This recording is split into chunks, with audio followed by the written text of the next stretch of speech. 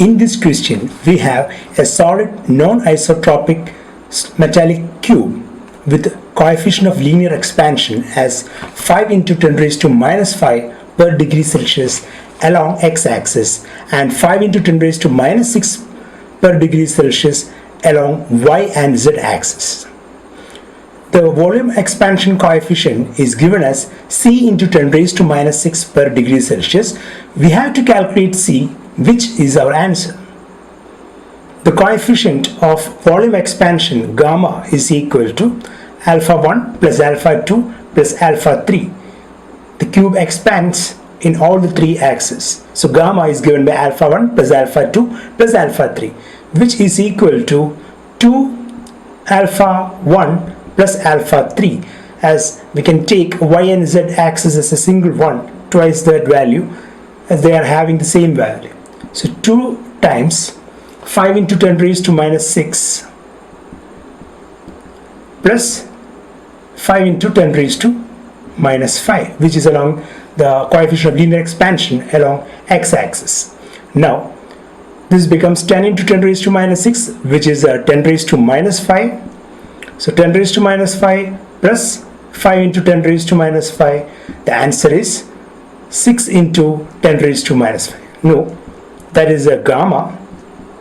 Our answer is, that is a gamma, the coefficient of volume expansion, 6 into 10 raised to minus 5.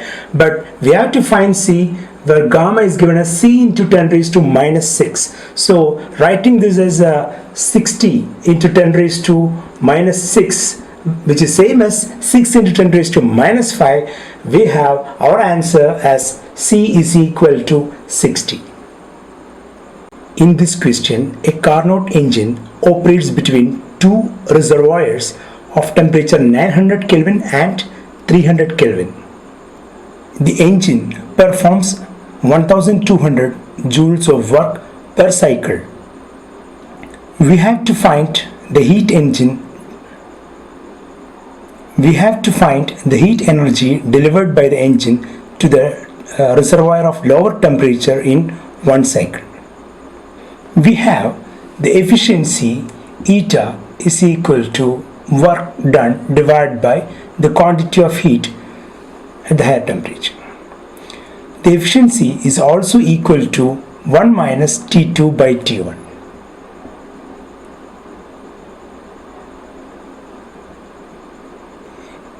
Which is equal to 1 minus 300 divided by 900, which is 2 by 3. 900 minus 300, that is 600 divided by 900, that is 2 over 3. Therefore, QH is equal to 3 by 2 W, where W is given as 1200.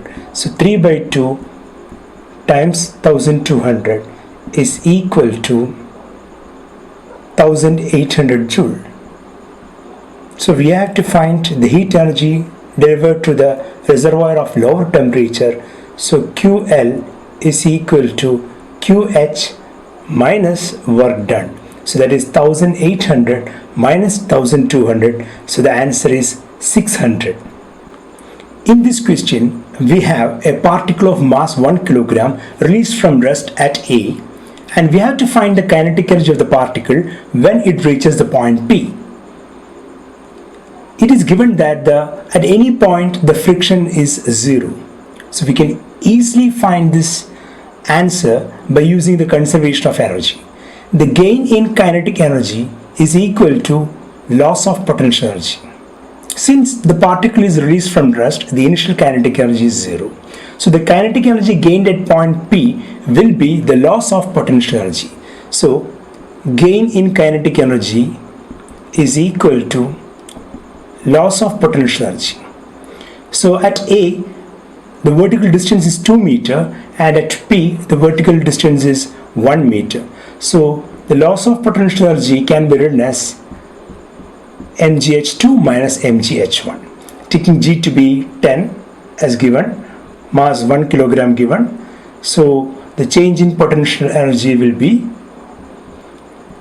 10 joules, which will be gained as kinetic energy. So the numerical answer is In this numerical question, we have a loop A, B, C, D, E, F, A with position coordinates of A as 0, 0, 0, B 5, 0, 0, C 5, 5, 0, D 0, 5, 0, E 0, 5, 5 and F 0, 0, 5. We have to find the magnetic flux through this loop A, B, C, D, E, F, A if the magnetic field at this given region is 3I plus 4K. So the magnetic field in this region is 3I, so 3I units towards positive X direction and 4K towards the positive Z direction. So 3I plus 4K is the magnetic field. The magnetic flux is given by phi is equal to B dot A.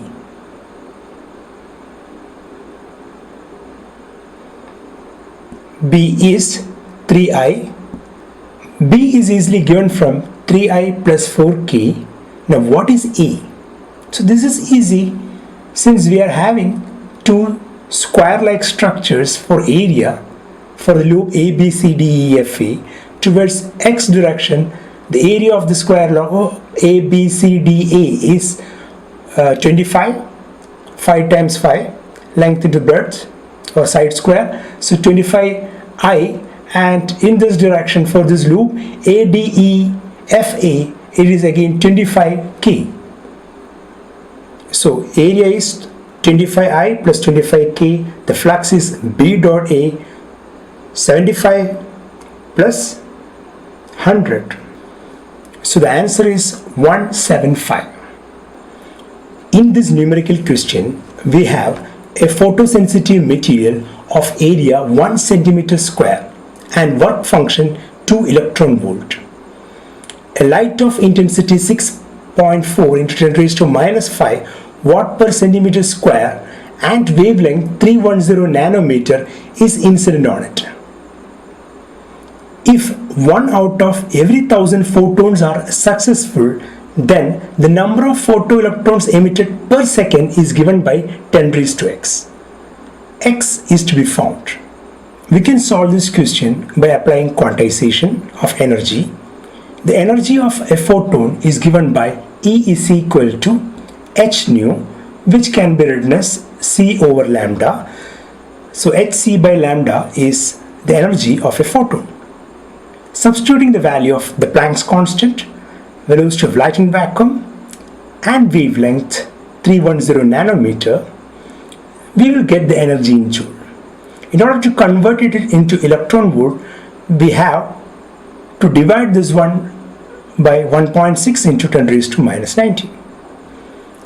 In order to convert this into electron volt, we have to divide this by 1.6 into 10 raised to minus 19. And substituting all those values, we have a shortcut formula which is equal to 1240 electron volt divided by the wavelength in nanometer. So applying this shortcut formula directly, or if you don't know the shortcut formula, you can easily substitute all these values and arrive at this equation, which will be 1240 divided by 310, which is equal to 4 electron volt, which is definitely greater than the work function 2 electron volt. That means photoelectrons will be emitted. Converting this into joule, we have E is equal to 4 multiplied by 1.6 into 10 raised to minus 19, which is equal to 6.4 into 10 raised to minus 19 joule. The number of photoelectrons emitted per second can be found from the basic definition of intensity, where intensity is given by the amount of energy received per unit area per unit time. So for n number of photons, I is equal to En divided by At. So the value of n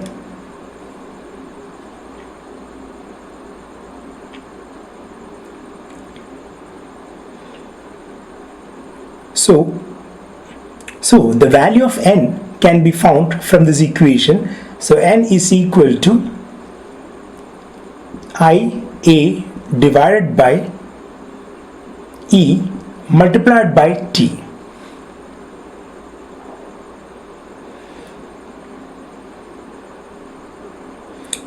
T is 1 second, A is 1 centimeter square, so N is equal to I 6.4 into 10 raised to minus 5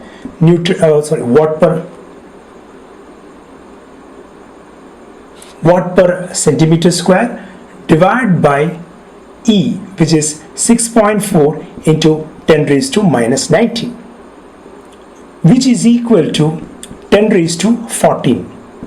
As 6.4 gets cancelled, 10 raised to minus 19 will become 10 raised to 19, so 19 minus 5 is 14. So 10 raised to 14 is the number, but it is given that out of every 1000 photons, one will be successful. That means the number of photoelectrons as the required answer will be equal to 10 raised to 14 divided by 10 raised to 3, which is equal to 10 raised to 11. So answer is X, which is 11.